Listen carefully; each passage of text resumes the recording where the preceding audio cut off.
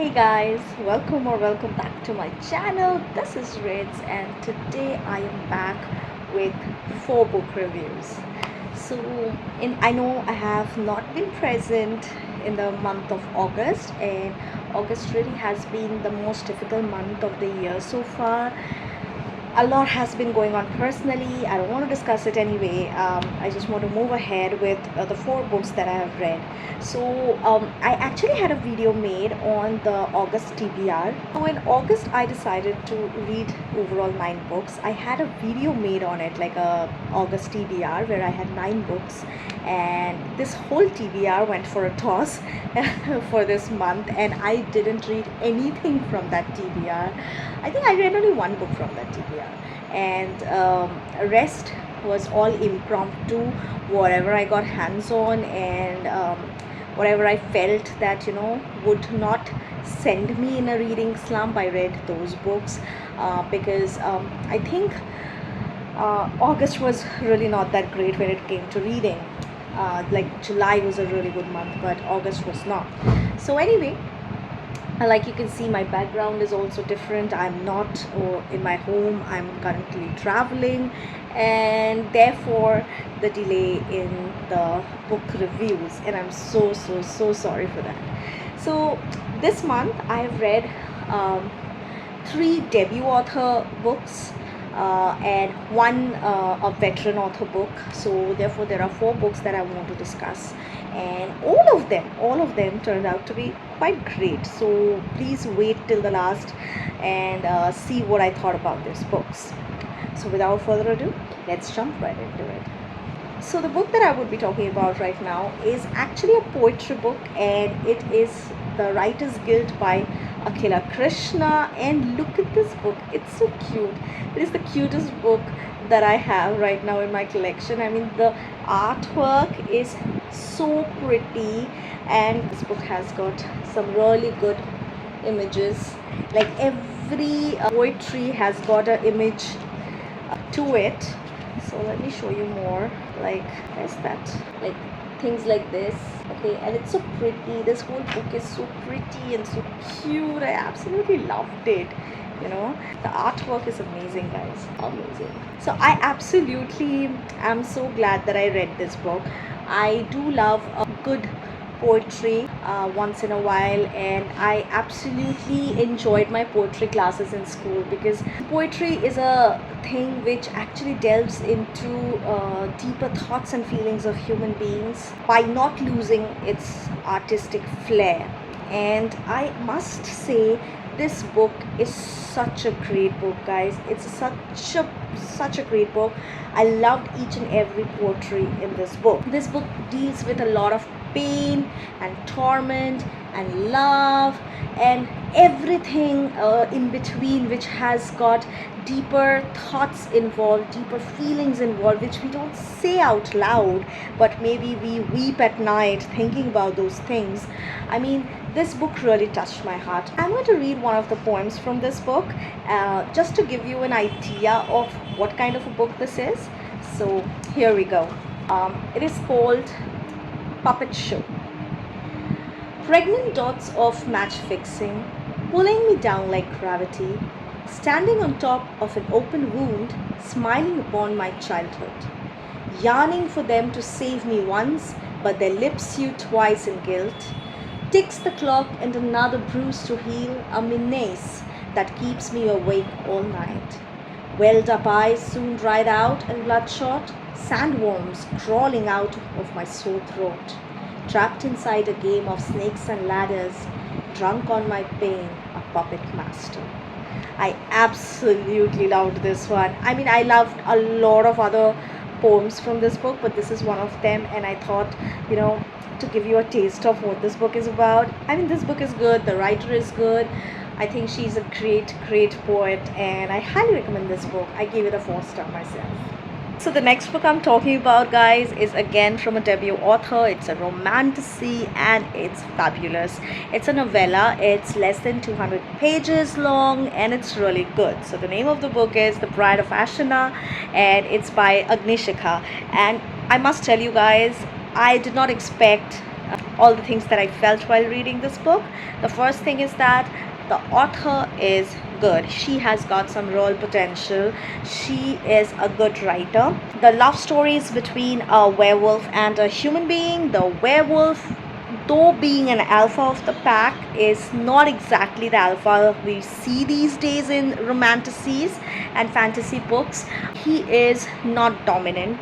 He is not arrogant. He is not angry all the time. He is really a decent guy. He's a green flag. He's kind. He's nurturing. He's loving. And I absolutely love the fact that he was always seeking permission from the woman, from the love interest, to make her feel comfortable. Theo is our multimillionaire. I think he's rich. I don't know whether he's multimillionaire, but he's definitely rich. He has a mansion all to himself. He has a pact of wolves, and he is the alpha of the pact. Now, our female love interest is Neith, and she is independent, she is confident, she is the modern woman, she's an architect, and that's how they meet. Neith gets a job to renovate the mansion where Theo lives, and that's how they get to meet each other. And the love interest and the tension between them, quite good. And it's a slow burn book. And the scenes that the author have described is so visually good. Like, I didn't really had to struggle to imagine what she was trying to say, the places that she was describing, because it's that good. I'm going to read a little bit of the prologue so that you get to know like what kind of an author she is. So it's the prologue, and I'm going to read only the first paragraph, okay? In the realm between slumber and consciousness, Neith found herself adrift in a dreamscape, illuminated by the ethereal moonlight and enveloped by the icy shadows. The cold embrace of the forest brought her comfort despite the chilling, towering trees that seemed to stretch towards the heavens as if beckoning her into a mystical realm. Under the spellbinding scarlet light of the blood moon, the woods took on an otherworldly allure where long, meandering shadows waltzes across the forest floor. I mean, she's really good. I absolutely love it. I read the first paragraph and I just knew this is going to be a book that I would love. Now, I gave this book a 4-star. The only reason is I felt this book was rushed because it was a novella. A lot of it was cut short. Now, I personally think it would have been great if it was a full-fledged novel, because this had the potential of being a full-fledged novel. And I absolutely loved the palpable tension between the two pacts. So there is a rival pact who is trying to harm these two, and the reason between harming these two is a prophecy. So there is also this part where there is a prophecy of thousands of years old prophecy involved, and it has got everything that a good romantasy requires, and I absolutely vouching for it. I think this is a 4-star read for me, and there is a prequel coming out of this book, and I am so interested in the prequel as well, and I really hope, keeping my fingers crossed, that the prequel would be a novel instead of a novella, because a novella cuts short a lot of things, a lot of important things, a lot of important factors in a novel. But I hope this book definitely deserves to be a novel, so I really hope the prequel is a novel instead of a novella. So the next book that I read is a part of the Booker Prize Award long list, and it is a Safekeep. So I had a plan for August that I would be reading quite a lot of the Booker Prize long list novels, which didn't happen. I read only this one, and it turned out to be good. But this novel is not for everyone, okay? So you have to have that love for slow paced novel which finally turns out to be good. You need to have faith in this book. So the book is like set in, like, it has been 15-16 years since the World War, and our main protagonist is Isabel, who lives in Netherlands in a mansion, in a house for mothers, and she lives alone, and she's a woman of strict discipline and decorum, and she has that value in built in her, where she knows this is right and that is wrong, and there is no in between, there is no gray. So it is always black and white for her. Everyone, everything under the sky, it's always black and white for her. There is no in between. So she lives alone. She is prim and proper and has got an opinion about everything, but keeps to herself.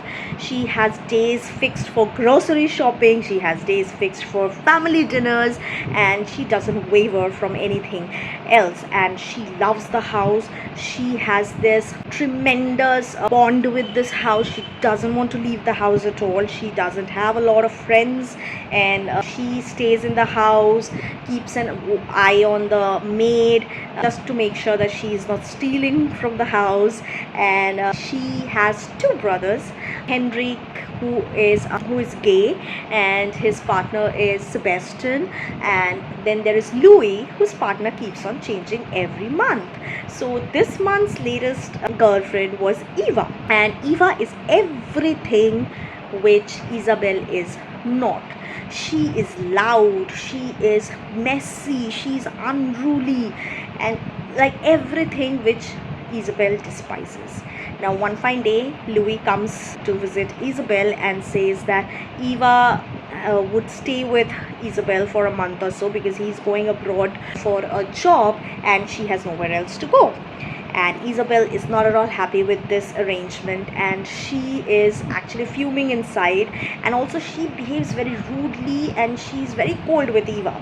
Now, Eva, on the other hand, she is a complete mess, and she's loud and she's filled with love and nurturing and caring. But there is also something going on with Eva that we don't know yet. You can feel it. You can feel when the story was being written that Eva is not exactly what she seems to be. Now, things starts disappearing from the house, like spoon or papering or a pen knife, something, small trinkets, they start disappearing from the house. So who is doing it? Is it the maid? Is it Eva? Is it a ghost? So Isabel is completely confused, and in the meantime there is also a palpable tension, physical tension between these two, and like Eva and Isabel, and you can feel it, and something happens between them. Now, the story starts from a different perspective, from a different point of view, from a different storyline, and then it suddenly shifts gear and moves into this slow burn romance. Now, that's where I think a lot of people might find it a bit of turn off, because you don't know exactly what's going on. But trust me, if you just hold your patience, if you believe in this book, just go to the ending of the book, and it all comes together, and why Eva was behaving the way she was, why Isabel was behaving the way she was, and what the whole story is about. I absolutely loved it. In this fast-paced humdrum of daily life, I think this book was so tranquil, and I must say the author's way of describing Eva was so good. Like, Isabel was watching Eva distantly, and like in a lot of scenes you'll see this, like she's noticing what Eva is doing, how she is doing, and the way Eva was described, seriously, it's really beautiful how the author has described this woman, and I fell in love with that. Also, I fell in love with the story, because the story was really very unique. You might not understand it in the first, you might not understand it in the middle of the story, like what is going on, why did we shift gear. But then by the end of the book, like in part 3, there are 3 parts of this book. In part 3, the whole mystery unravels, and you'll understand why everything happened. So I absolutely loved it. The writing style was impeccable, and I think it's a good mystery. I gave it a 4-star, and I would highly recommend it if you like a slow-paced novel. So the next book that I read is of a very famous author, and is one of my favorite author, and it's The Brier Club by Kate Quinn. Now, this book, I have been waiting for this book for quite some time, and I absolutely loved it. I know Kate Quinn is the queen of historical fiction, the queen. There is nothing else I'm going to take from any one of you. So, she writes such good, complicated woman characters that it's no other way that you're not going to like her.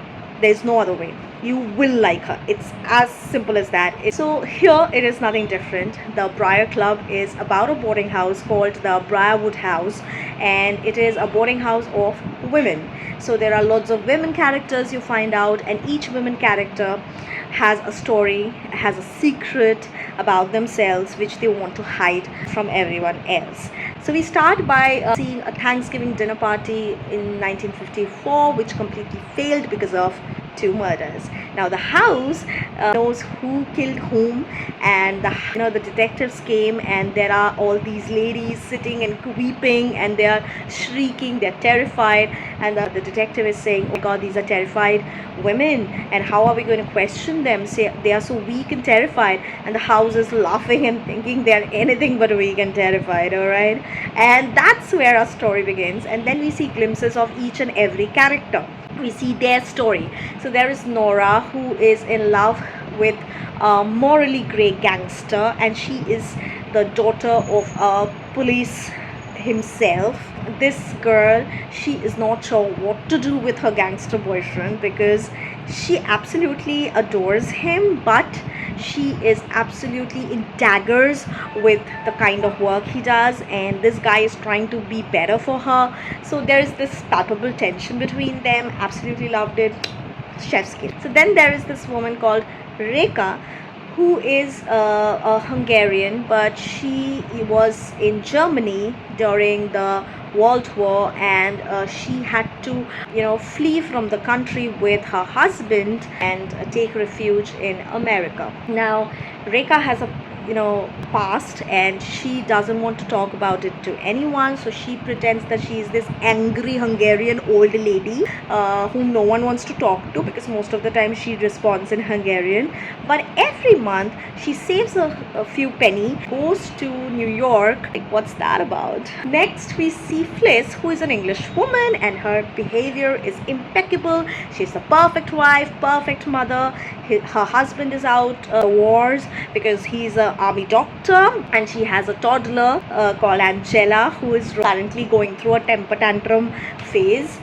Ask me about it, guys. It's exhausting, but she never shows that she's exhausted, and she tries to hide, tries to mask her her inner wounds just by being this happy, bubbly and squeaky kind of a lady, which she isn't, and therefore she's going through a lot inside. Like, I really connected to Fliss a lot. I do understand where this character comes from. Then we also come across, there are lots of characters, so I'm just giving you a few snippets. So there is also the main character around which this whole story revolves. So the main character is Grace March, Mrs. Grace March, and we don't know much about her. She has a past, but no one knows about her past, but she knows about everyone's past. And once she enters the boarding house, the people who used to keep to themselves, all the other tenants, started coming together, and they have this great weekly dinners where they share food and they enjoy themselves, and whenever they are in a mess, they always find Grace beside them to help them out. So that's our Grace March, who is really very pretty. I absolutely adore her. I have a girl crush on Grace March. I wish I was Grace March, but I'm not. Anyway, so she has a background which no one knows about, okay, and she's very good at hiding stuff. Now she offers everyone, she meets her favorite sun tea, which is her family recipe tea, and then she offers food. She's always feeding people, and that's how the whole boarding house comes to life, okay, after Grace enters. Like, everyone gets connected together, being there together. Now what happened suddenly in 1954 Thanksgiving night, that there were two murders, and who were the killers? Like, is everyone as innocent as they seem? I don't think so, and you must read this book. It's a little slow paced in the middle, like some of the stories of the women are a little slow paced, but overall this book is great. It's a 5-star book as usual. It's a Kate Quinn book. It has to be a 5-star book, and the ending is superb. It's fabulous. I loved the ending. I mean, after everything happened, I absolutely love the ending. If you are an Indian, if you have watched the movie Bawarchi, or the old movie Bawarchi, then this book will remind you of that movie. So yeah, that's all. Those were the books that I read, and I am so happy none of the books disappointed me this month. Yeah, those were my August read, and I am still reading. It's still August. It's the end, last week of August, and I'm still reading a couple of books, but I don't think I'm going to finish them off just yet. I think it will be a carry forward in September. So yeah, I really keep my fingers crossed for September TBR. And I hope you enjoyed the video. If you did, do like my video and do subscribe to my channel, guys. I love you guys loads. Bye.